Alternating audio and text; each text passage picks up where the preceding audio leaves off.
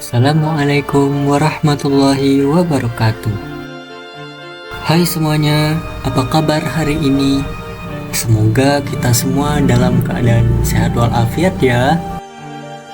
Teman-teman, apakah kalian sudah siap untuk pembelajaran hari ini? Pada hari ini, kita akan mempelajari tentang sejarah masuknya agama Islam di Indonesia. Bersama saya, Rahmat Hidayat.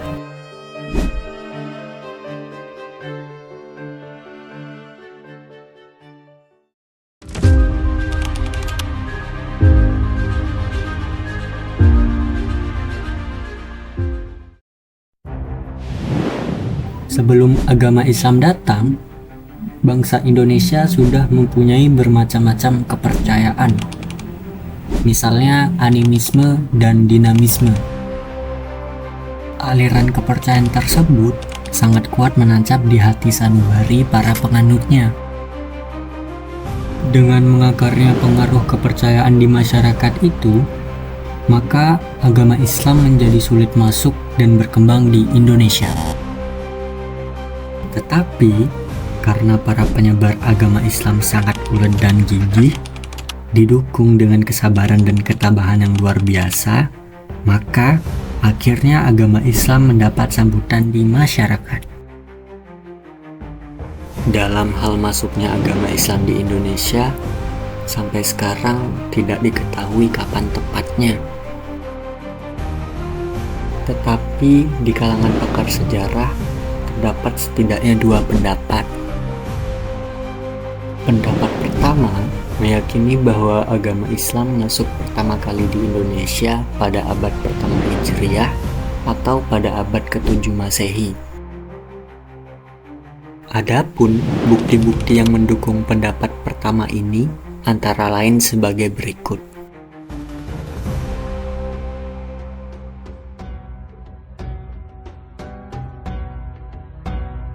Bukti yang pertama yaitu dari catatan sejarah kerajaan Cina. Di negeri Cina, terdapat catatan sejarah yang menyatakan bahwa pada masa dinasti Tang, ada rencana penyerangan dari orang-orang Tasik. Ditafsirkan Holing yang diperintah oleh Ratu Sima pada tahun 674 Masehi. Tetapi rencana penyerangan tersebut gagal karena pemerintahan Ratu Sima terlalu kuat untuk dikalahkan. Kemudian bukti yang kedua yaitu dari berita Chow Kufei pada tahun 1178 Masehi. Menurut berita dari Chow Kufei, di Indonesia ketika itu terdapat dua tempat yang merupakan komunitas orang-orang Tasik, yaitu di Followan dan di Sumatera Selatan.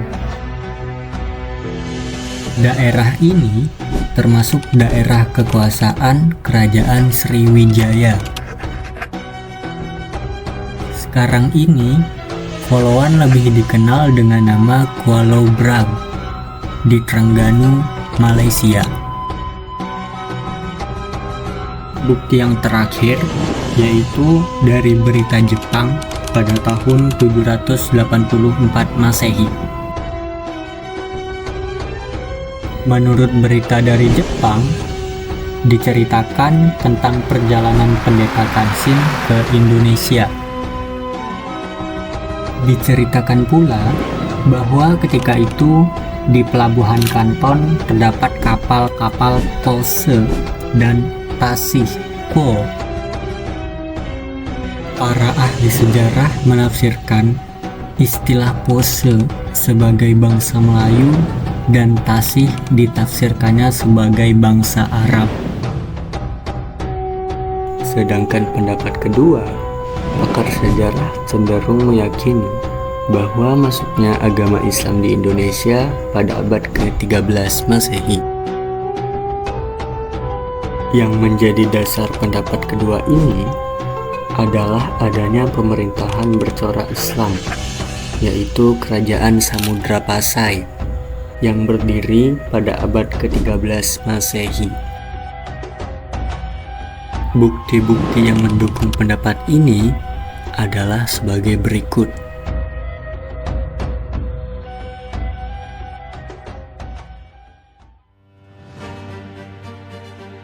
Bukti yang pertama yaitu catatan sejarah perjalanan Marco Polo pada tahun 1292 Masehi.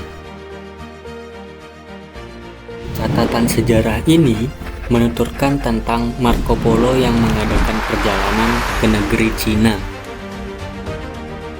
Ketika melintasi daerah Sumatera bagian utara, Marco Polo menyempatkan singgah di kerajaan Islam Samudra Pasai sebelum ia kembali ke Eropa.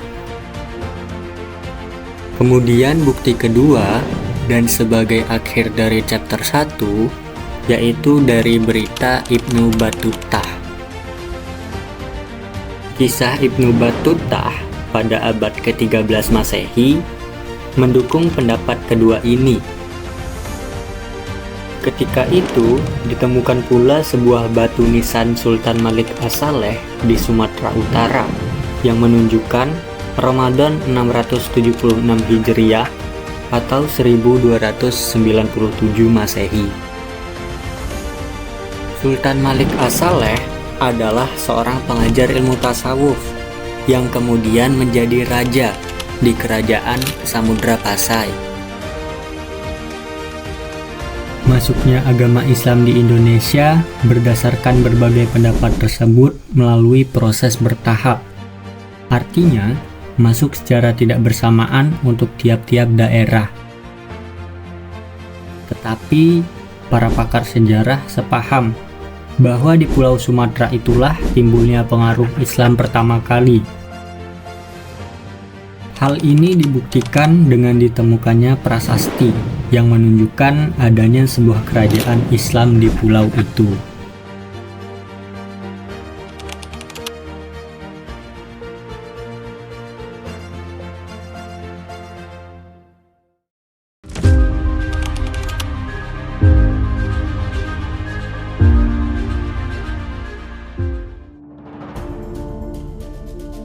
Kenyataan yang terjadi adalah bahwa agama Islam masuk ke Indonesia berjalan dengan damai tanpa paksaan, tidak begitu banyak rintangan dan hambatan. Tetapi, kadang-kadang penyebaran agama Islam harus dilakukan dengan penaklukan. Cara-cara ini dilakukan apabila situasi dan kondisi politik di kerajaan-kerajaan itu dalam kekacauan, sebagai akibat dari perebutan kekuasaan maupun akibat politik lainnya. Pada umumnya, agama Islam masuk di Indonesia dilakukan melalui cara-cara sebagai berikut.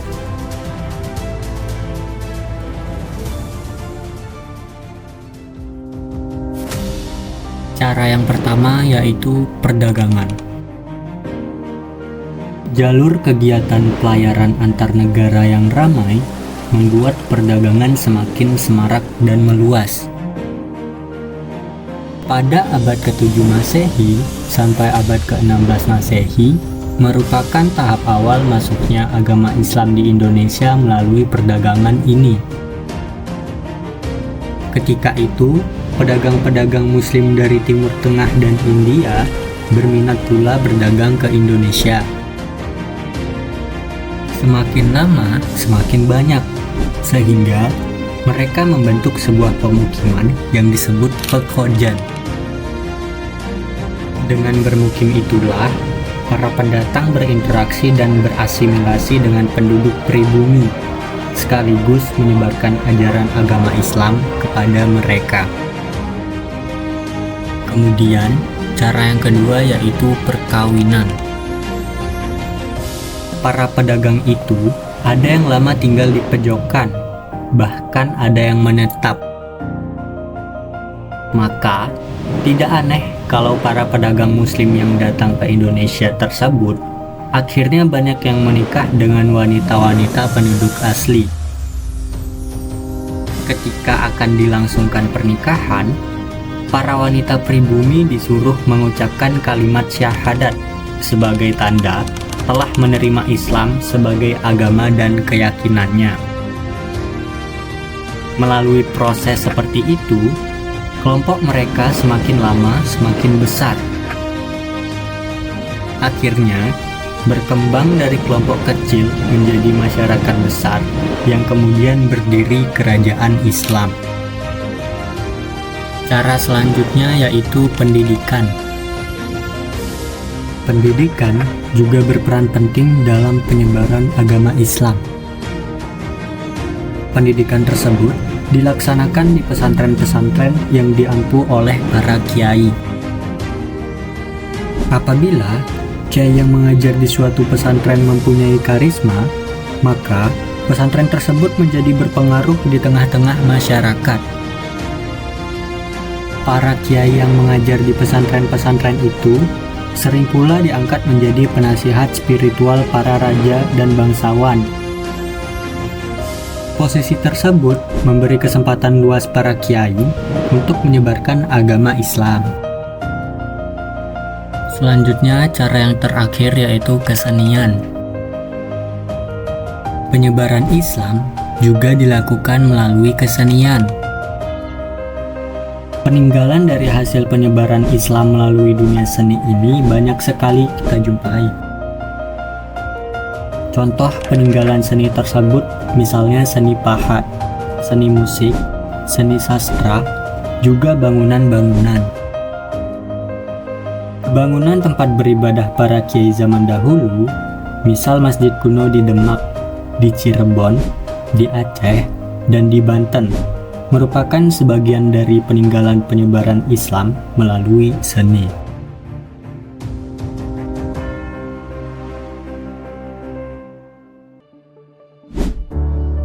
Nah, sekian dulu ya pembelajaran untuk hari ini. Semoga di lain hari kita bertemu kembali. Terima kasih.